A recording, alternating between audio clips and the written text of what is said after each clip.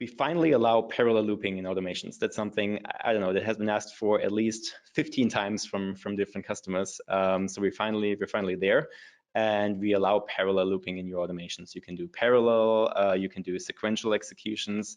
The interesting part is we've decided to not implement that in the for each task that you currently use for looping. We've decided to make loops native to agile jobs. There's a lot of advantages you get from that, and I'm going to show switch over to my demo to show them. So basically here in the run agile job, let's say we want to change multiple interfaces on that device, so we want to loop over that. What we can simply do here is we can create a new automation that says update interface, for example.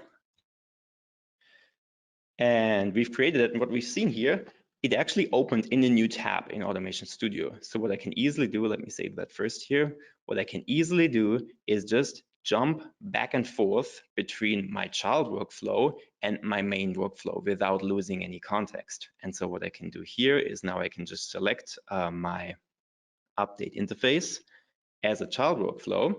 And now I have these loop settings enabled here where I just say loop type none is basically just run once.